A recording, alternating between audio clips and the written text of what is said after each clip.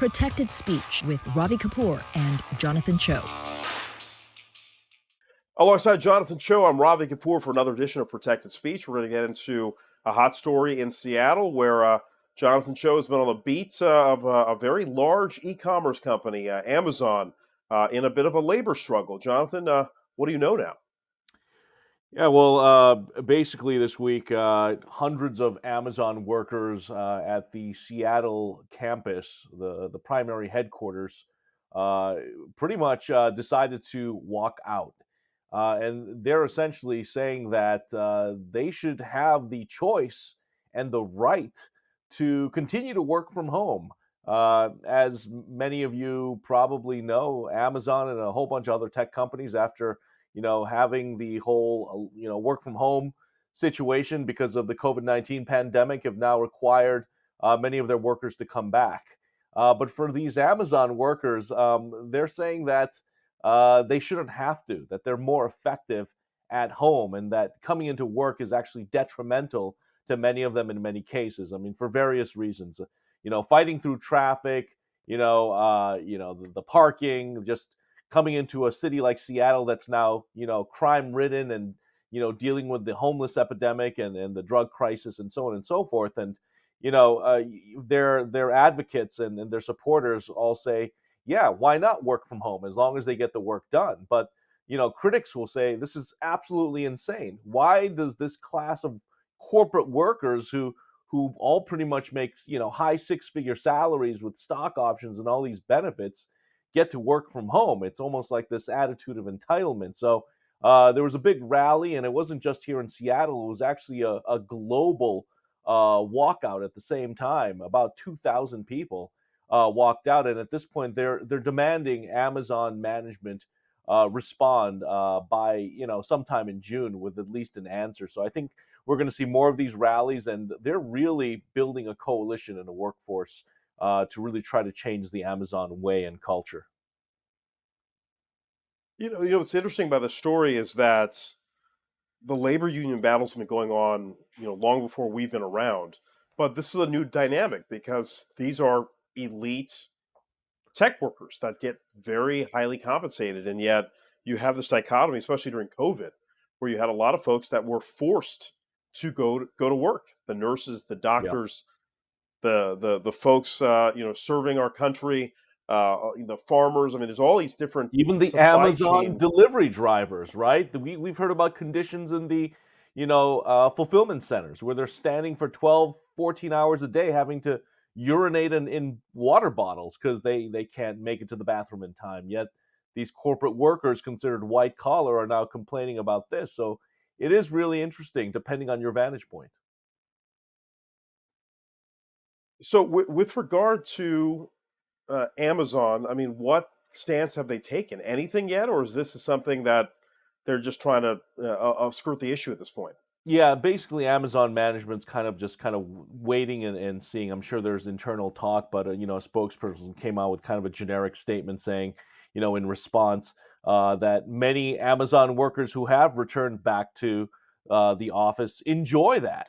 They enjoy the camaraderie, they enjoy the team atmosphere and the collaboration, and I think there is some truth to that as well. Because I think a question that comes up, especially if you're a manager, the question is, how do you collaborate? How do you develop relationships, friendships, camaraderie?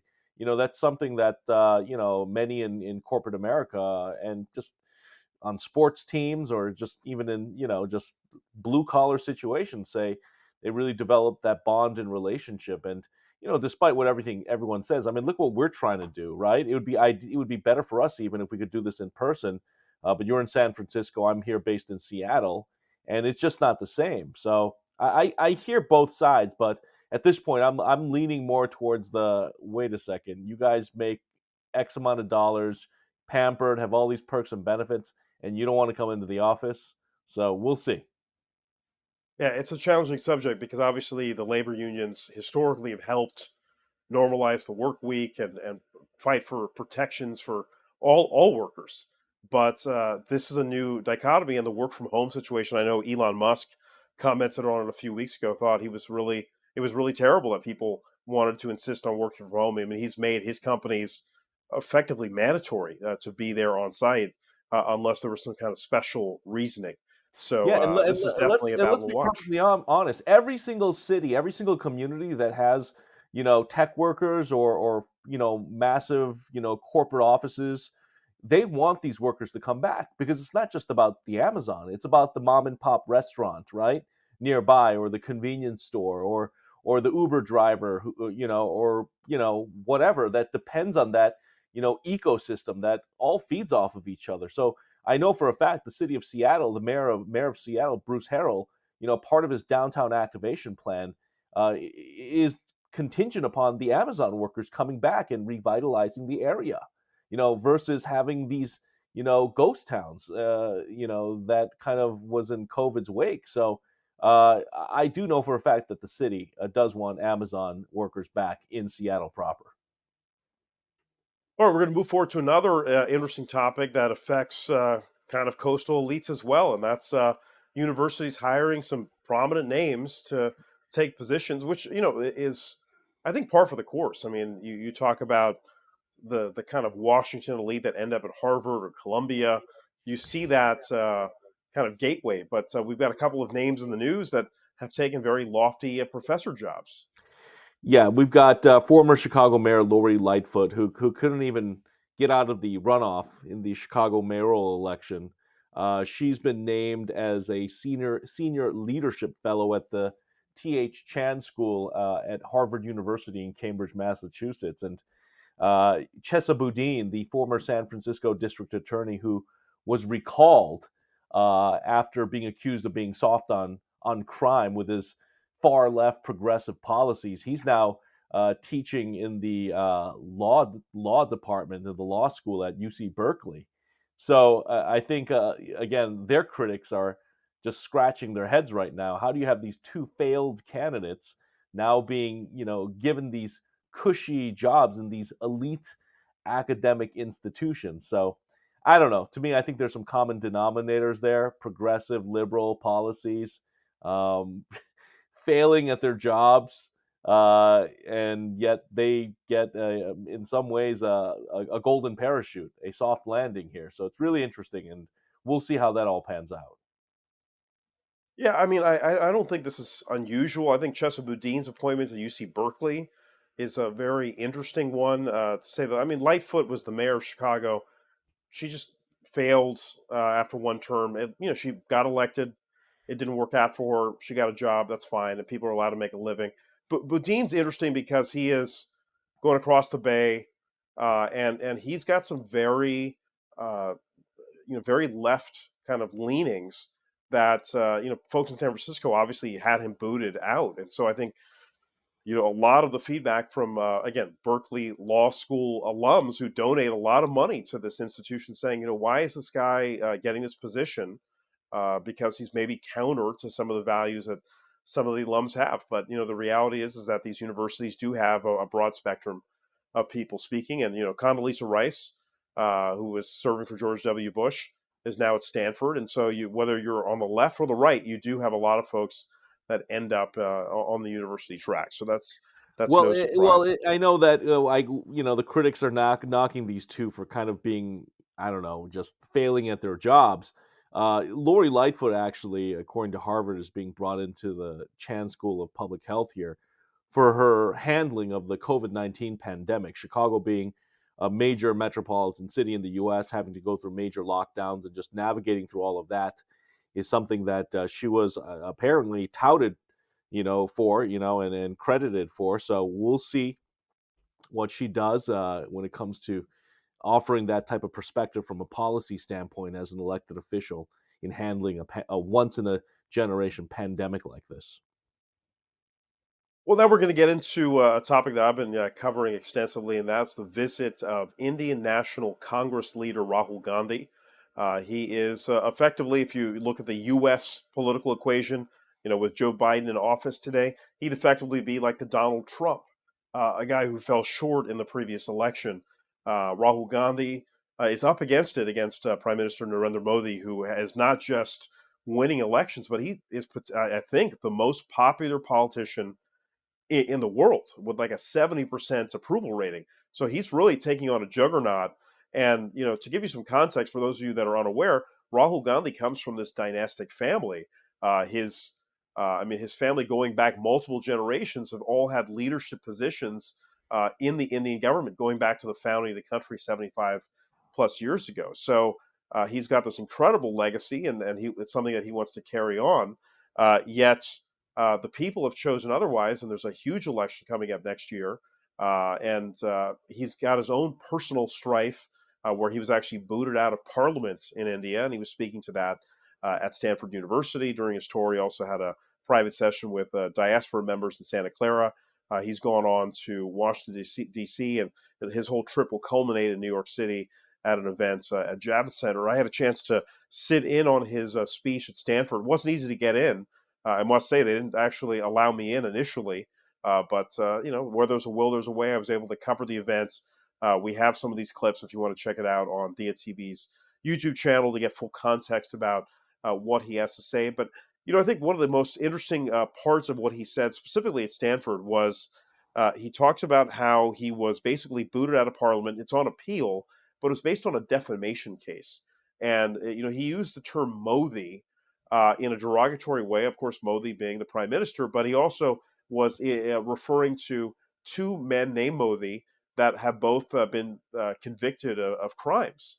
And so he alluded to that fact and saying, well, what's up with, again, I'm paraphrasing, but, what's up with, Modis being criminals? Something to that effect. And obviously that led up another Modi politician, to file, a claim against Rahul Gandhi. And he was actually given a 3-year sentence, which is now on appeal for defamation. So he claimed at Stanford that this was the harshest sentence ever given when it comes to defamation in India. And so I think it's a very interesting kind of free speech battle, because free speech in India is a little bit different than free speech in America. And a lot of people will criticize Prime Minister Modi for not taking open press conferences. He does have dialogue, but usually with favored people, celebrities and so on and so forth. And I think that we have that in this country as well. I think that's what's fascinating, that you and I have been fighting over this COVID period, is that political leaders of all stripes are not willing to take direct questions. They usually go to a preferred quote unquote journalist, or someone that will ask them questions that they will generally know the answers to. But Gandhi is a guy in a real tough spot, because Modi is a very formidable competitor, and not only has he mobilized the Indian community within India, but the Indian American community and the diaspora globally has been also energized to a degree that, when the Congress Party were running India, they just never engaged to this degree. The diaspora globally, and of course, the diaspora has been growing exponentially around the world. But it's a really interesting dichotomy, and I thought the other poignant question that was brought up by a Stanford student was, why are you courting support outside of your own country? Why aren't you trying to, are you trying to win favor outside? And why not just focus in on India? And he actually said he's not trying to win support out here, but he did want to have a conversation with Indian students, of which it's the largest, expat community of students. There's more Indian students here in the United States than anywhere else, of any other demographic. So there's a huge contingent at universities, and so he's trying to shape and win the hearts and minds of 18 to 25-year-old Indians, many of whom are going back to India. Many of them, years ago would stay in the U.S. Obviously, it's very difficult to get a visa to stay here, but India's on the rise. There's a lot of economic prosperity going on, and opportunities for well-educated people. So he's got a lot of challenges, still a lot of supporters here because of that history, that lineage of his family doing so much for India historically. And yet here's a guy who is at a crossroads, and it's been fascinating to watch. So what's Modi saying about Gandhi, especially Well, his I don't trip think to the Modi said a U.S. since word yet. they're And I think the here timing. pretty much at the same time? Yeah, I mean, Modi is coming in just a couple weeks for a state visit to Washington D.C. So this was clearly timed, even though they said it was coincidental. But I think any of us who cover politics for a living will know, hey, this was a trip that was planned, to counter whatever messaging will come out in a couple weeks, because it is a huge state affair in Washington with President Biden. There'll be multiple days of festivities. The diaspora has been invited. It's a lot of pomp and circumstance that will give a lot of good press to Prime Minister Modi. And so this is a way for Gandhi to get his messaging out there ahead of the election. Will that resonate? I mean, I think the diaspora has changed fundamentally. There's more information about all of these folks, and all the criticisms out there, all the positive traits are out there. So we'll see what happens in 2024. But clearly, Gandhi's up against it if you look at the polling. And so maybe this is a way. Maybe if he doesn't get ahead in the next election, he's still a young man. I think that's the one thing people maybe forget. He's 52. So if he doesn't come out on top of the next election, I mean, Prime Minister Modi is in his 70s, and so the succession plan to Modi is definitely on people's minds. How long will he be in power? And so if Gandhi doesn't get things lined up for 2024, he certainly could be in the mix for the next election. Well, the annual Scripps National Spelling Bee took place, and once again, the Indian American community is very proud of the contestants because 10 of the 11 finalists were Indian American, which is not a surprise, but I mean, it's become like such an unbelievable occasion. We literally call it the Indian Super Bowl on Diya TV. We follow it extensively on social media, and they always seem to peg it with the NBA Finals, which hopefully maybe they will figure out a different time because the spelling bee itself deserves a lot more attention. But they've really expanded the profile. It's on multiple networks. Jonathan Choe, before we get to our main guest, do you want to take accountability for the lack of Korean American representation? Yeah, well, you guys pretty much dominate this, so it's all yours. Please take it. And All I right. believe Well, another Indian listen, American we student don't got won. a quarterback. We don't have a Jokic. We don't have a Steph Curry. We got a bunch of kids that can spell. And so the winner is Dave Shaw, a 14-year-old from Florida. Very Surprise, stiff surprise, an competition. Indian American. There you go. What did I tell Yes, you? yes. Absolutely. Dave Shaw doing his family very proud. His mom gave a very emotional speech afterwards on stage. And to really synopsize this evening and just provide context of the spelling bee and the rich history is none other than our good friend Paul Loeffler, who's joining us now from Washington, D.C., literally just a few moments after the broadcast and the after party. Paul, we always appreciate you joining us every year, late nights in the aftermath. And what's amazing is that you are literally hosting the show effectively solo. In years past, you've been the color commentator and providing all this great commentary. But this show is yours, Paul. I was really impressed to not just see you, but your sister at the end. So you got to tell this whole story. It's phenomenal. Well, there's a huge team of people that made that show possible. And first of all, it's the spellers. I mean, that's the captivating thing. I would be fine if you didn't see me the whole show and all you saw was the spellers because they deserve the spotlight. They invest so much time and energy. Their parents, that's what really hits me every year, Robbie, how invested the parents are.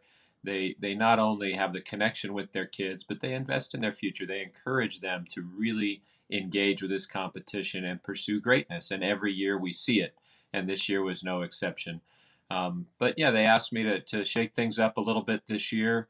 If anybody saw our preliminaries and our quarterfinals and our semifinals, there are a lot of opportunities where I got to interview people from the world of the spelling bee and have them kind of join as guest commentators. So I did a little more play by play than I usually do and a little less of the analysis.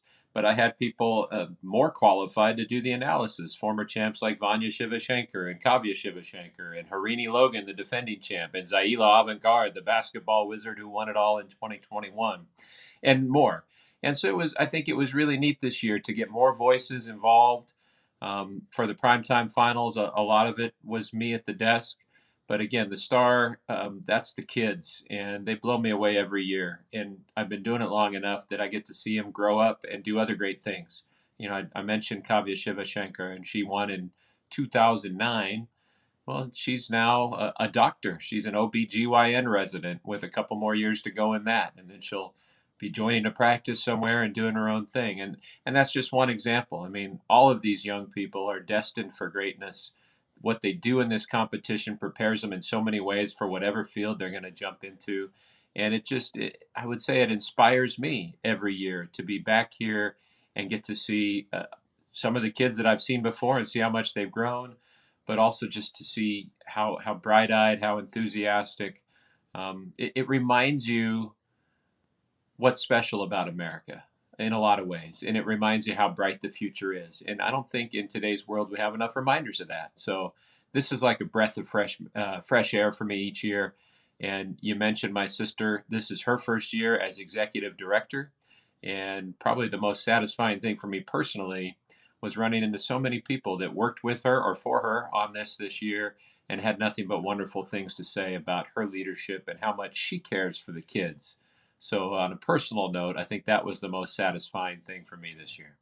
Paul, Ravi called this the Indian Super Bowl. You're describing this like a sport. So let's get into some of the highlights. For those of us who may have missed this entire spelling bee, what would you say were some of the top moments, the key moments, the defining moments? Because, we always see the highlights on ESPN or, another, network, and you will see the final three contestants always, right? Given those words. What about this year? Describe what you saw.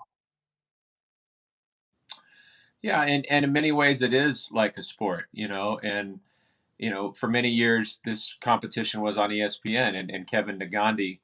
I mean, he was the first one I heard start calling it the Indian Super Bowl, and he really meant that in a very affectionate fashion. And I think you referred to it on social media again that way this year. And he helped me understand how much it does really mean to the South Asian community. I'd seen it in person with all these families and often been asked about why, what's the connection there. But it is a big deal to every one of these families, and these spellers are just as intense as any great athlete. They have to have discipline, they have to have determination, they have to focus and perform under pressure. And this year, I think that pressure was even greater because the time was reduced. And then they've added in recent years a word meaning round where then you're on the spot to choose A, B, or C in 30 seconds, and your future in the competition depends on it and depends on not only knowing what it means, but picking the right interpretation of what it means in front of you in that short amount of time. The winning word that Dev got in the finals was samophile. And, he knew it as soon as he heard it. In fact, he just said sand, Greek, I think is what he said. He was saying, is this the Greek root that means sand? Samo, P.S., at the start of that. And he was dead on that, as he was throughout the competition. But so many of these young people, the runner-up was a young lady named Charlotte Walsh, and she got maybe the most difficult word of the competition that knocked her out right before Dev won. Surya Kapur, who was our fifth place finisher last year, he tied for third and had an incredible run. And there's some of these words that you watch the kids and you're not sure if they're going to get it or not, and they come through in the end, and it's spectacular. And I know Ravi's a big Bay Area guy, and the Bay Area was very strongly represented this year. 3 of the final 11 were all from the Bay Area. They had all competed against each other before they got here. They weren't able to settle it back home in the Bay. They ended up in a 3-way tie, but their sponsorship there, the Rotary Club of San Ramon Valley, had already sponsored 3 potential entrants in the competition, so they didn't have to settle it. I mean, I could go on and on with how incredible these kids are, but that winning moment is always special. And there was a little bit of a suspense, I would say, wondering if it was going to go to a spell off like it did last year. Last year was the first time ever that there had been this lightning round, this spell off of here's 90 seconds, how many words can you spell in that amount of time and spell correctly? And of course, Harini Logan ended up as that first ever spell off champion. She was back this year. She spent a lot of time with us on air, did a phenomenal job. And I think she was ready to see who would follow in her footsteps, but it didn't need a spell off when Deb was able to win in the traditional way. So, Paul, tell folks about your history and your involvement with the Bee. Obviously, I have a lot of context knowing you as long as I've known you. We both went to Syracuse together. But you have been part of this Bee since you were a literal child. Your sister is now running the joint, which is an amazing family story. And this, obviously, Bee goes back, what, 100 plus years? I mean, it's an incredible story that you and your sister are both so intertwined with this Bee. Yeah, thanks for taking me back to when I was a literal child. Now I'm just a figurative child. But it does go back 95 years. It is the longest running educational contest in America. It's a special piece of Americana, I think. And the thing that excites me the most, it has been a vehicle for young people to chase their dreams for a long, long time. I competed in it in 1990, and that was a life-changing event for me. I mean, I grew up in a small town, the center of the universe, Los Banos, California, and I'd never been to the East Coast. My father, at the time I competed in it, had experienced kidney failure. He'd had to close his business. He was on dialysis. We didn't have money to travel anywhere. And I knew that by winning this regional competition, I could get a free trip to Washington, D.C. So I set my mind to it with my mom's help, coaching me up, bribing me with baseball cards for every hour I would study. I was able to make it to Washington, D.C. And I thought that was the prize. I won a free trip. And then she said, well, wait a second. Somebody's paying for your trip. Somebody sponsored this competition. You better keep studying because you have to represent them. And that was a great life lesson. And so I got to come back here to Washington, D.C. and compete in that B back in 1990. We weren't on television yet, thankfully, although one year I think ABC dug up some old footage that was entertaining to say the least.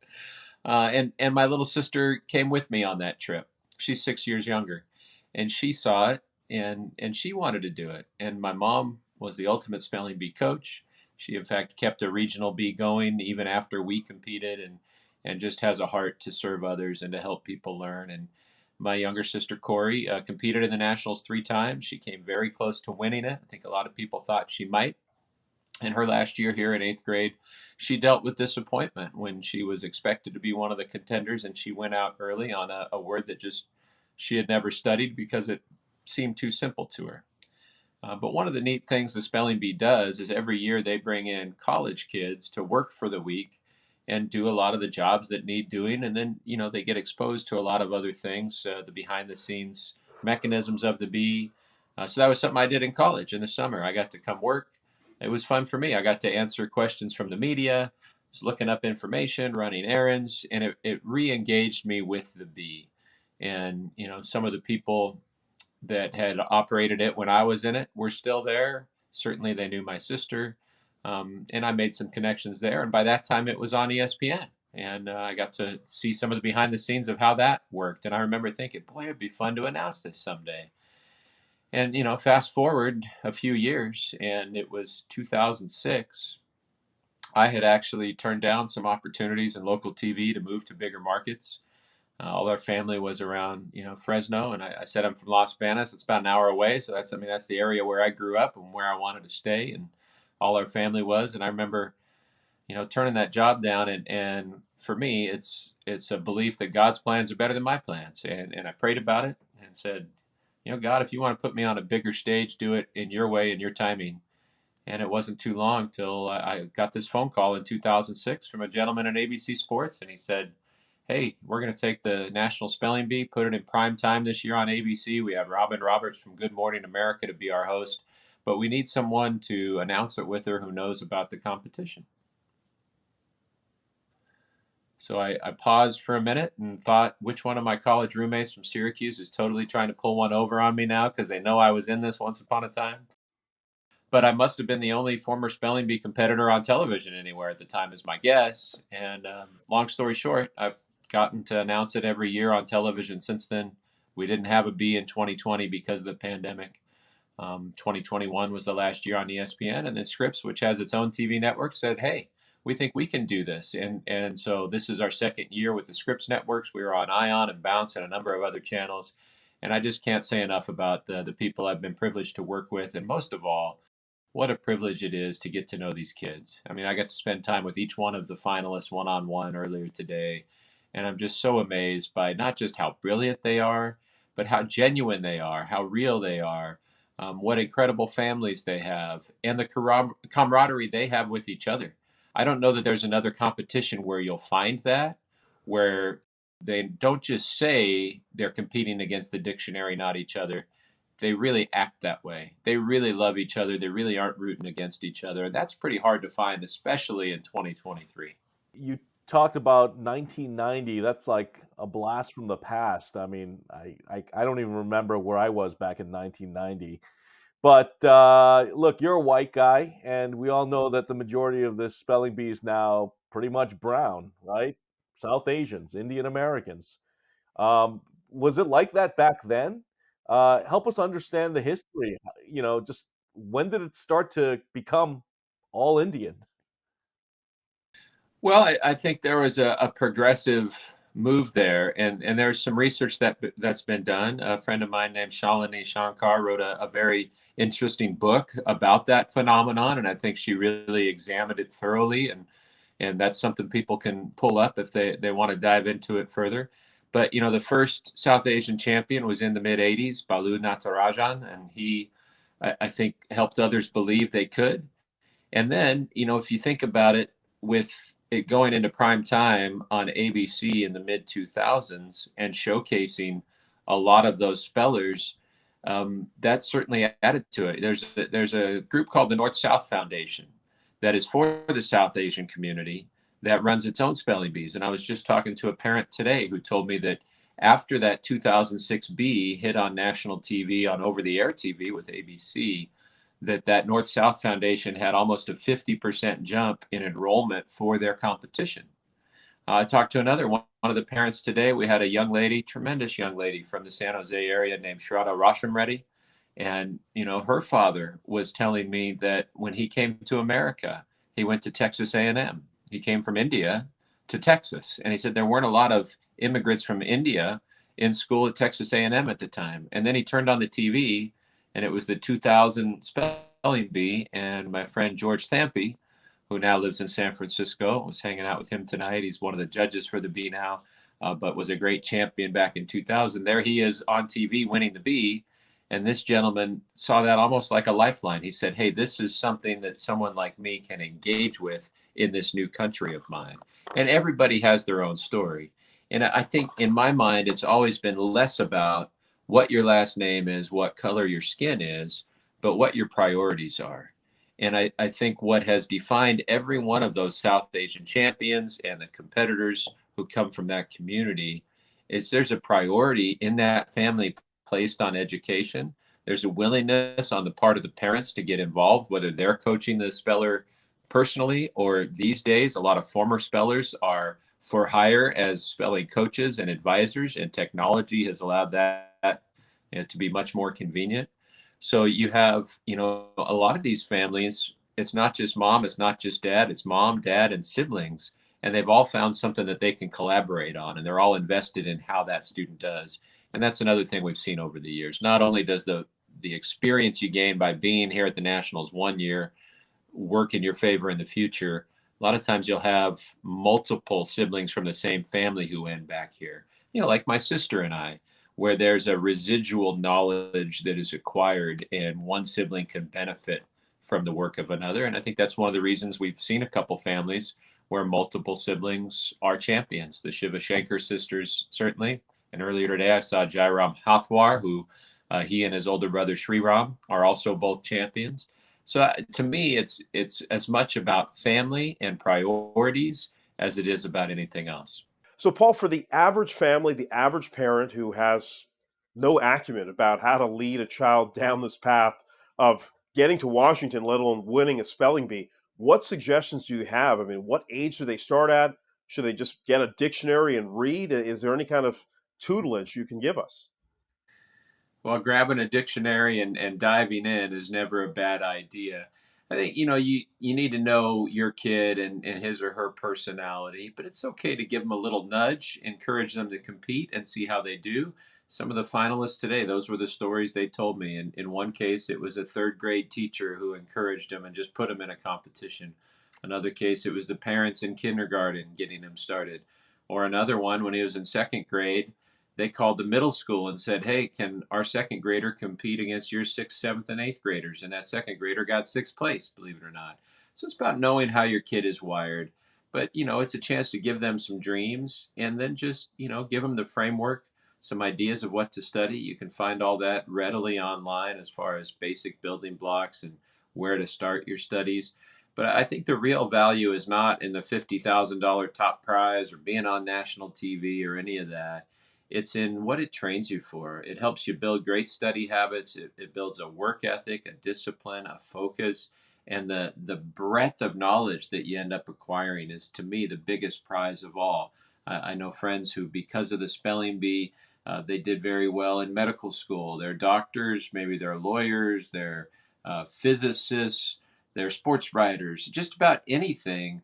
The skills that you need, that you develop in order to succeed in the spelling bee, are going to serve you well anywhere. You're not wasting your time just memorizing words you're never going to use before. You're learning the stories behind words. And Ravi, you know that there's power in words. And if you really want to realize the true power of a word, you dive in, you learn what it means, you learn how it's been used, you learn where it comes from. And that can really serve you well in just about any field. Makes you a better communicator, gives you more common ground with people that you may encounter. I can't say enough about it. Dr. Bailey, the pronouncer, often refers to it as a gateway skill, and I couldn't agree more. If you put in the time and develop the skills it takes to succeed in the spelling bee, they're going to translate to just about any field you decide on. Paul, while we got you for the final few minutes here, look, you're a local TV news guy who's now pivoted onto this national stage, really. I mean, do you still consider yourself a journalist at this point? But also, I want to get your thoughts on the state of the TV news industry.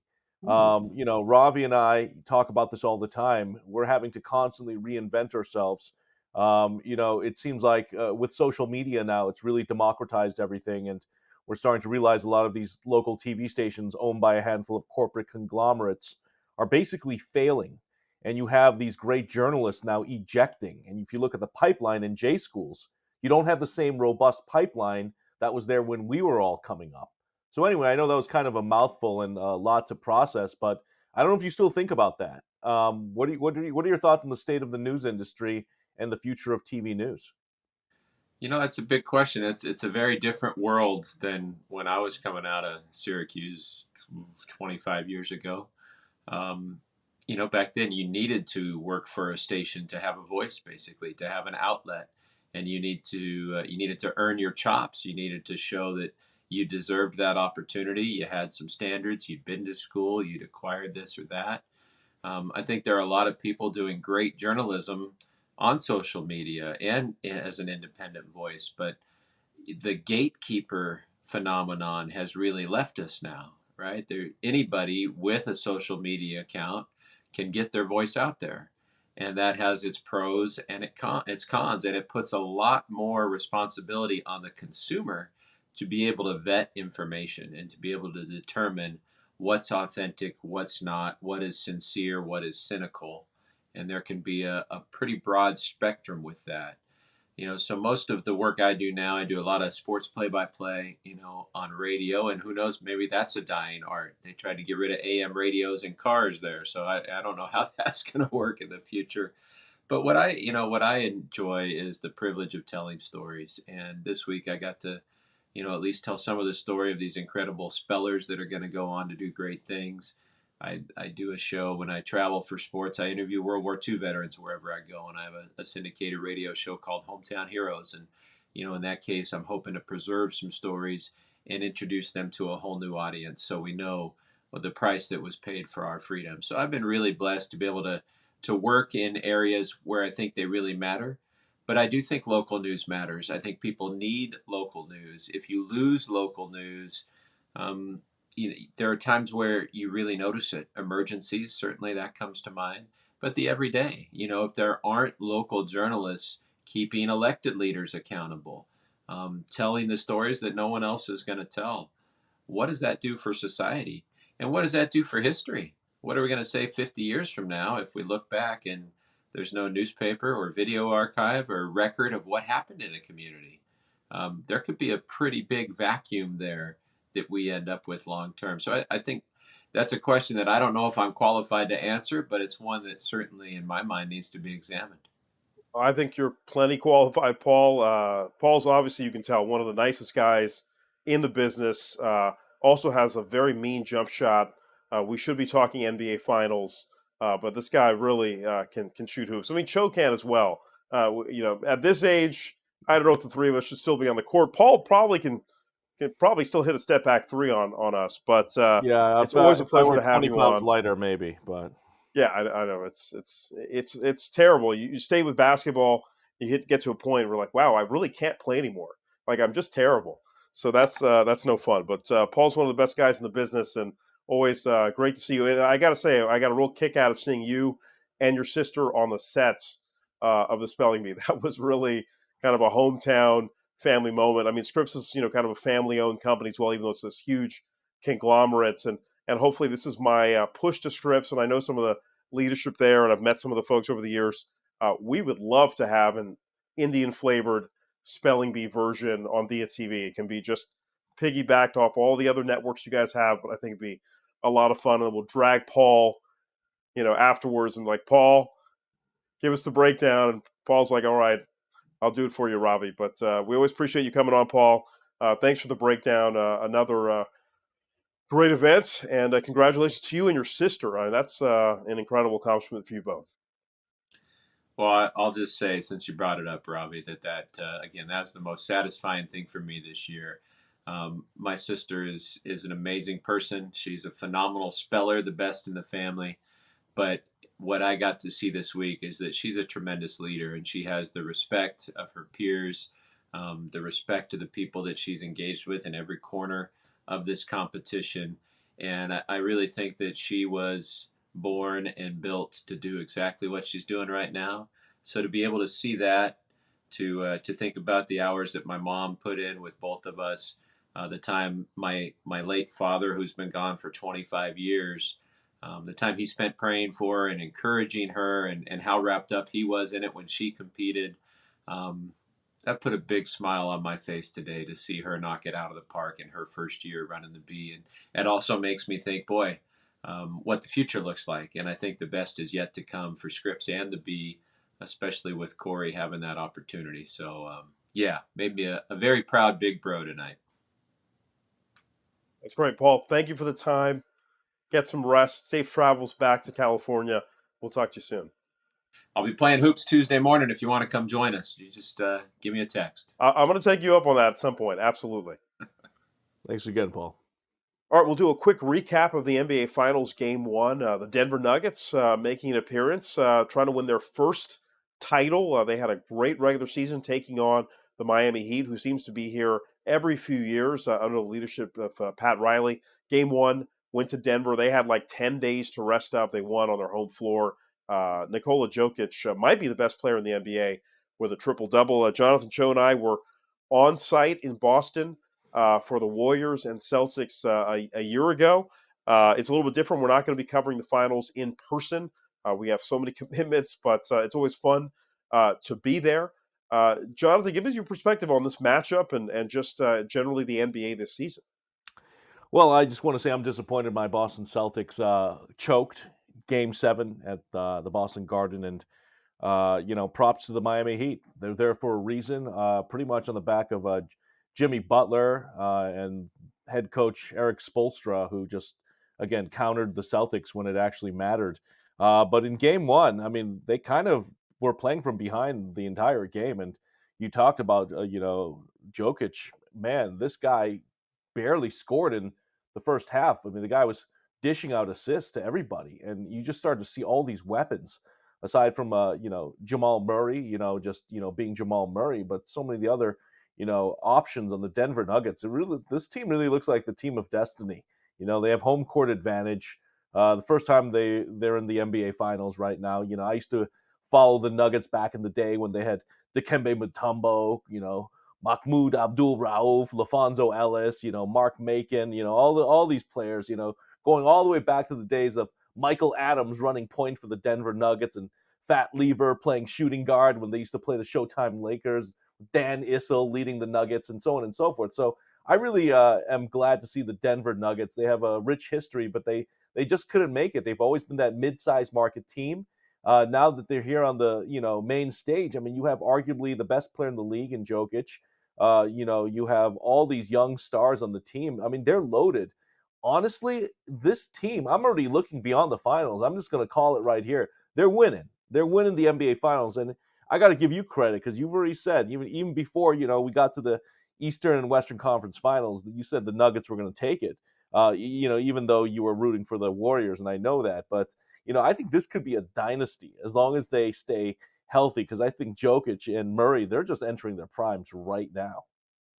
You're right. They're in their physical prime. I mean, the Warriors may have another run in them, one or two maybe, but the Nuggets are at the peak of their powers. Jokic is performing at a great level. I just wanted to share with everybody a quick clip from when Jonathan and I covered the Warriors Toronto Raptors finals back in 2019. A very memorable series for many reasons. Kevin Durant got injured, Klay Thompson got injured, and Kawhi Leonard won a title for the country of Canada. And Jonathan Choe decided to pose a question to Kawhi Leonard after one of the Toronto victories to say, well, listen in. Last question on the right side. Kawhi, Jonathan Choe, Diya TV. If the Raptors win the NBA title, what do you think this will mean for Canada and the Toronto Raptors? You've already won with the San Antonio Spurs. You've seen the way it impacted that community. What do you think this will do for Canada? I'm really not sure. I guess you really have to ask somebody on the street or whatever thing. So Jonathan, what was your reaction to Kawhi's answer to your question? Because obviously this clip has gone viral, not just in 2019, it's going viral in 2023. I know it seems like it pops up every every NBA final since that moment. Yeah, look, I asked that question because we were in Canada for the first time, and for context and background, we knew that Kawhi was basically a rental, and I knew that, and I just wanted to ask him point blank, and his response was pretty telling. I think then and there, I think the people of Canada knew that they had to win now, and uh, he wasn't coming back. And I love Kawhi in many ways because he's always pretty much blunt, a man of a few words, but he you can tell what cards he has, and I think that's ultimately what I was the most surprised by. I mean, you were sitting right next to me. What the heck were you thinking when he uttered those words? Well, I mean, I thought we made some news there. I didn't realize that all of our friends in the business would be texting us and messaging us and be like, "Wow, we see you on Sports Center and every platform out there." But that was, I mean, it Including was all pretty the clear big that, Canadian channels. yeah, it was We were pretty making clear all though. these friends in Kawhi, Canada on the streets. Remember, people were coming up to us, "Hey, we saw you in the press room." It's that too is bad true. we're not That going is to have that true. opportunity this year to do that. But look, we're always true NBA fans and sports journalists at heart, so we'll be following it from a distance. Absolutely. No, it was a great experience back then, and certainly in Boston for me as a lifelong Warriors fan to see my guys win on your home floor in Boston. So I will never forget that, Jonathan Show, forever and ever. We are going to wrap up with another unfortunate segment of AAPI Hate. It's presented by the California State Library. But we have to highlight these issues because, there's all kinds of stuff that you see. You see physical violence, but I want to point something out which is really sinister and mean. And I don't understand why people say these things. And I just want to call it out. There's a young lady on Twitter who's actually an attorney, and she put up this tweet in reference to the spelling bee, and she literally just said she was going to root for kids that were non-Indian. Now, 10 of the 11 finalists were Indian American, so there was one, white girl, All American girl who was actually the semifinalist. She came in second place. She did a great job. Um, So, do we actually but know the ethnicity of this attorney? Was she joking she, around or I was mean, she no, I mean, serious? it did not seem funny at all. And she's Pakistani American. Okay. So Well, maybe she based wants in to see more based Pakistanis. Yeah, I mean, listen, that's fine. I mean, we all want to root for the folks we want to root for, but there's no need to slam kids. They're children. Literally, the kid who won is 14 years old. There's no need for that. I mean, root for your Pakistani kids, your, black kids, white kids. It doesn't matter, but you don't need to insult children, especially, honestly, children of minorities who have a lot of struggles. Most of these kids are children of first generation immigrants who don't know the culture, don't know the customs. They're just trying to put their family through school and feed their families and do that. I was just really disheartened to see that, especially from someone who's ostensibly a professional. Very disrespectful. I'd like to see better discourse than that. Well, for Jonathan Cho, I'm Ravi Kapur. We'll see you again next time here on Protected Speech.